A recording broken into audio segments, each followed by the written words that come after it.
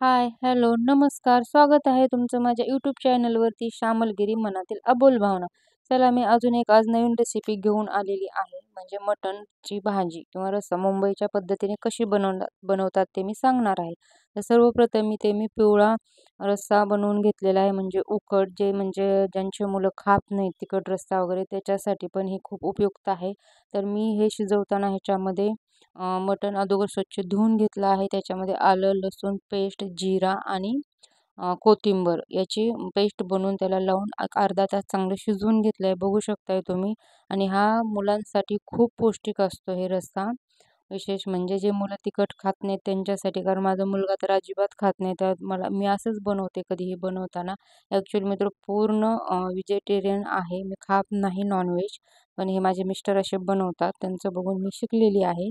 तर हा मी असा रस्सा बनवून घेतलेला आहे. कारण लहान मुलांसाठी चांगला असतो आणि ह्याच्यामध्ये एवढंच टाकायचं म्हणजे तो तिखट होत नाही आणि त्यांना खूप पौष्टिक असतो आणि मुलं खूप आवडीने खातात. बघू शकता तुम्ही माझा मुलगा खूप आवडीने खातो.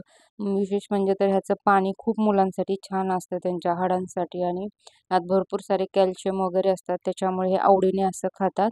आणि माझा मुलगा अजिबात खात नव्हता. पण मी ज्यावेळेसपासून असं बनवते पिवळा रस्सा तेव्हापासून तो असं खातो तेव्हापासून. आणि चला आपण लाल रस्सा कसा बनवायचा ते बघूया.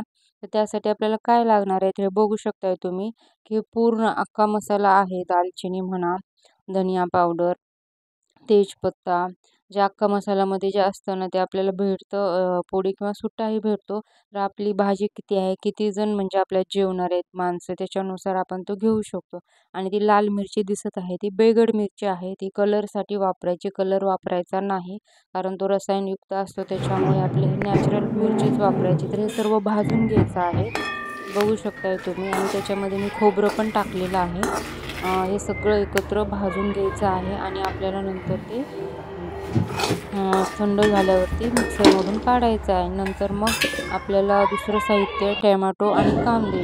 मी मगाशीच सांगितलं की जशी आपली म्हणजे किती फॅमिलीमध्ये मेंबर आहेत त्यानुसार तुम्ही त्याचं म्हणजे वाटण करू शकताय.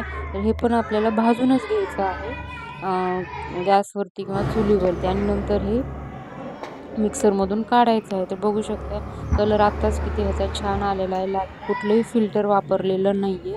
कारण ती मिरची जी होती मगाची मोठी त्याला बेगड मिरची असे म्हणतात. त्याच्यामुळे कलर खूप छान येतो. आणि बघा कढई ठेवली होती मी. तेल गरम झालं की हा आपला पूर्ण मसाला त्याच्यामध्ये टाकायचा आहे आणि चांगला परतून घ्यायचा आहे. कारण आपण भाजून घेतलेला आहे पण तरी पण एकदा चांगला परतून घ्यायचा. 1-2 मिनिटं तरी त्याला चांगलं परतून घ्यायचं आहे. बघा कलर किती छान येतोय. कारण खूप म्हणजे ते बेगड मिरची असते ना ती कलरचीच असते ॲक्च्युली. त्याच्यामुळे फ्लेवर आणि टेस्ट तर खूप छान येते त्या मिरचीमुळे आणि आपण जे मसाले वापरले आहेत त्याच्यामुळे. असं मग मी ते 1 मिनिटं ह्याला चांगलं शिजू घेते आणि थोडंसं पाणी टाकायचं नंतर. हे बघा आता आपल्यात मसाले टाकून घ्या. मी माझ्याकडे जो बनवतात गावी काळा मसाला आणि एक आम्ही घरी मसाला बनवतो एक अख्ख्या मसाल्याचा. त्याची पण मी तुम्हाला रेसिपी नंतर म्हणजे सांगते. तो एक टाकलेला आहे मसाला. कारण मला पुन्हा बाकीचे मसाले नाही आवडत. त्याच्यामुळे मी नंतर नाही टाकले कुठलेच मसाले. कारण आपण अगोदरच त्यामध्ये अख्खे मसाला वगैरे कांदा ते टाकलेलं आहे. तर कोणाला मटण मसाला वगैरे आवडत असेल तर टाकू शकता. आणि नंतर थोडं पाणी टाकून हे पण चांगलं 1 मिनिटं चांगलं शिजू द्यायचं आहे. कारण असं म्हणजे खाताना चव वेगळी लागते. कधी असं करून बघा तुम्ही. खूप हॉटेलपेक्षाही छान चव येते आणि खायलाही खूप छान लागते. मी तर कधी खात नाही. कारण मी नॉन व्हेजिटेरियन आहे. मगाच सांगितलं का पण मिस्टर सांगतात की छान होतं आणि ज्यावेळेस पण कोणी येतं किंवा बनवतात ते भाजी तर सांगतात की खूप छान होती भाजी. पण मी ती बनवत नाही. माझे मिस्टरच बनवतात. त्याच्यामुळे मला माहिती आहे. नाहीतर तुम्ही म्हणाल खात तर नाही कशी माहिती आणि दिसताना पण खूप छान दिसते ती. तर असं मग त्याला चांगलं 1 मिनिटं चांगलं ह्याला पण शिजू द्यायचं आहे आपल्या वाटणला. आणि नंतर त्याच्यामध्ये तुम्ही मटण टाकायचं आहे. कोणाला ग्रेव्ही आवडत असेल बघा एक एक किंवा दोघं जण असतील तर ग्रेव्ही पण होऊ शकते. पाणी टाकायची गरज नाहीये. कोणाकोणाला ग्रेव्ही आवडते आणि असंही तुम्ही ह्या पद्धतीने जर भाजी कराल तर त्याचा रस्सा जास्त असा म्हणजे लिक्विड टाईप नाही होत. असा थिकच राहतो जाड. काही काही भाज्या बघा एकदम पाण्यासारख्या असतात त्याला चव नसते. तसा हा होत नाही. कोणाला ग्रेव्ही टाईप खायचं असेल तर तुम्ही असं 2 मिनिटं शिजून असंही खाऊ शकता.